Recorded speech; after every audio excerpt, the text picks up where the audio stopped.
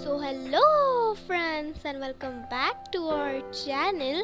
और क्या आपको पता है कि आसमान का रंग नीला है क्यों दिखता है, या फिर आग पानी से ही क्यों बुझ जाती है? आज मैं आपको ऐसे ही कुछ अमेजिंग फैक्ट्स बताने वाली हूँ जिसे आप अपनी आम जिंदगी में देखते तो हो, लेकिन आपको उसकी जानकारी नहीं है। So let us get started with today's video titled Amazing Facts That You Don't Know. Fact number 1. आपने कई बार सोचा होगा कि आसमान का रंग हमेशा नीला ही क्यों दिखाई देता है? तो इसकी वजह है धरती के चारों ओर वायुमंडल यानी कि हवा है। इनमें कई तरह के गैस, मॉलिक्यूल और पानी की बूंदें या भाप है। गैसों में सबसे ज़्यादा करीब 78% नाइट्रोजन है और करीब 21% ऑक्सीजन। इसके अलावा ऑर्गन गैस और पानी है। इसमें धूल, राख और समुद्री पानी से उठा नमक मिला हुआ है। हमें अपने आसमान का रंग इन्हीं चीज़ों की वजह से आसमानी लगता है। दरअसल हम जिसे रंग कहते हैं वह रोशनी है। रोशनी वेव्स या तरंगों में चलती है। हवा में मौजूद चीजें इन वेव्स को रोकती हैं। जो लंबी वेव्स है उनमें रुकावट कम आती है। वह धूल के कणों से बड़ी होती है, यानी रोशनी की लाल, पीली और नारंगी तरंगे नजर नहीं आती, पर छोटी तरंगों को गैस या धूल के कण रोकते हैं और यह रोशनी टकराकर चारों ओर फैलती है। रोशनी के वर्णक्रम या स्पेक्ट्रम में नीला रंग छोटी तरंगों में चलता है। यही नीला रंग जब फैलता है तो वो आसमान का रंग लगता है। Fact number 2. बर्फ पानी के ऊपर ही क्यों तैरती है? आपने कभी ना कभी तो ये सोचा ही होगा। तो जब कोई भी तरल पदार्थ ठोस पदार्थ में बदलता है तो उसका आयतन घट जाता है और वह भारी हो जाता है, लेकिन पानी के साथ ऐसा नहीं होता। पानी जब ठोस अवस्था के लिए जमकर बर्फ बनता है तो उसका आयतन घटने के स्थान पर बढ़ जाता है, जिसके कारण वह पानी की तुलना में हल्की हो जाती है। इसलिए बर्फ पानी में तैरती है। वायु या फिर हवा क्या है? वायु विभिन्न गैसों का मिश्रण है जिसमें नाइट्रोजन की मात्रा सर्वाधिक 78% होती है, जबकि 28% ऑक्सीजन तथा 0.3% कार्बन डाइऑक्साइड पाया जाता है तथा शेष 0.97% अन्य गैस होती है। वैज्ञानिकों के अनुमान के अनुसार पृथ्वी के वायुमंडल में करीब 6 लाख अरब टन हवा है। Fact number 4. चक्रवात या फिर स्पिनिंग टॉर्नेडो क्या है और कैसे बनते हैं? चक्रवात कम वायुमंडलीय दाब के चारों ओर गर्म हवाओं की तेज आंधी को कहा जाता है।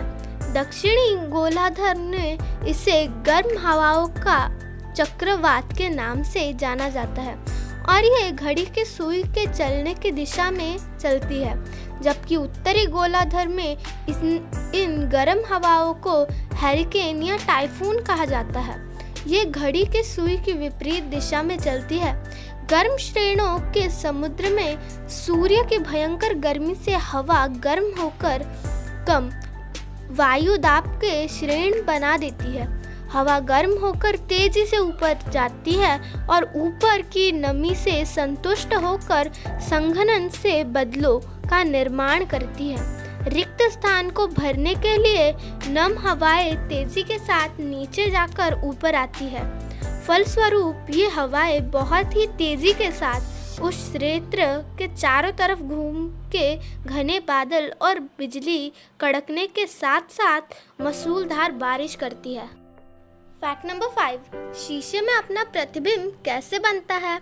समतल दर्पण के सामने रखी कोई भी वस्तु के प्रत्येक बिंदु से निकलने वाली किरणें समतल दर्पण से टकराकर परिवर्तित हो जाती है।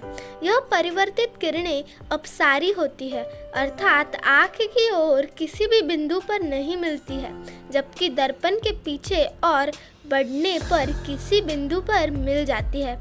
अतः ये परिवर्तित किरणें जब आँख में प्रवेश करती है तो दर्पण की दूसरी ओर स्थित बिंदु से आती हुई प्रतीत होती है और उसी बिंदु पर हम वस्तु का प्रतिबिंब बनता हुआ प्रतीत होता है।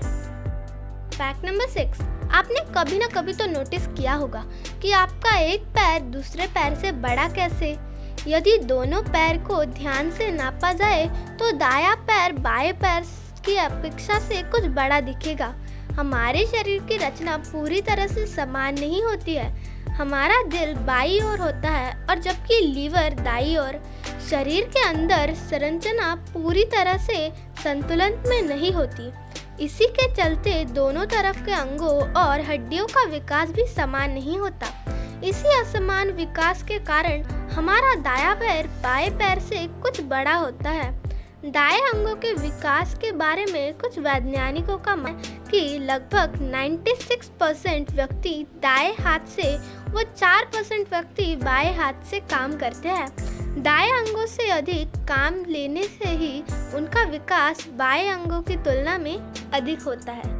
फैक्ट नंबर 7, बारिश होने से पहले हमें पसीना क्यों आता है? क्या आपको ये पता है? नहीं ना? तो चलो मैं बता देती हूँ। बारिश होने के कुछ समय पहले वातावरण में चारों ओर जलावश्य फैली होती है, जिसके कारण वातावरण में नमी बढ़ जाती है।